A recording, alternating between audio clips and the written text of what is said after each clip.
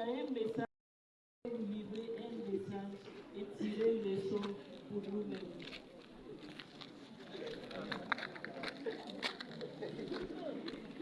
Révérendes sœurs, mesdames et messieurs les professeurs, chers amis, nous sommes réunis avec beaucoup d'enthousiasme ici devant le drapeau, l'emblème de notre pays. Je voudrais vous inviter à avoir la rage de réussir. La rage de réussir, c'est cette flamme intérieure qui nous consume, qui nous repousse à repousser nos limites, à franchir des obstacles, à surmonter des difficultés sans jamais abandonner. C'est une force inépuisable qui émerge de nos rêves, de nos aspirations les plus profondes. La rage de réussir ne se nourrit pas uniquement de nos succès, mais aussi de nos échecs. Elle nous rappelle que chaque fois que nous tombons, nous avons le devoir de nous relever encore plus fort, plus déterminés.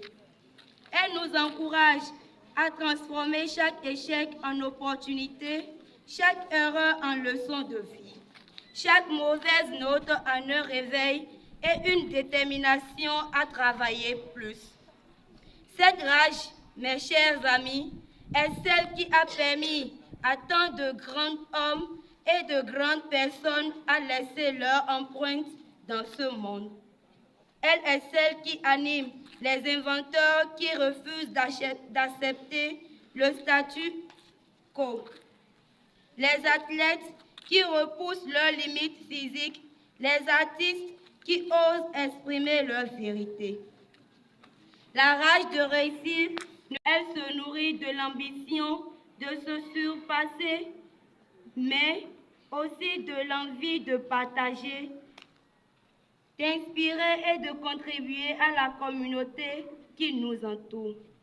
Nous devons utiliser cette rage non seulement pour notre propre bénéfice, mais aussi pour le bien-être de ceux qui nous entourent. Cultiver cette rage de réussir demande de courage et de la persévérance. Elle nécessite une vision claire de ce que nous voulons accomplir et un engagement inébranlable envers nos objectifs. Elle exige de notre part une discipline féroce et une capacité à surmonter nos propres doutes et peurs. Mes chers amis, la rage de réussir réside en chacun de nous.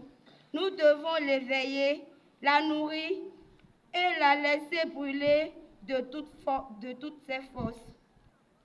Nous devons laisser cette rage nous guider sur le chemin sinueux de la vie, en sachant que chaque pas que nous faisons vers notre réussite personnelle et professionnelle est une victoire en soi.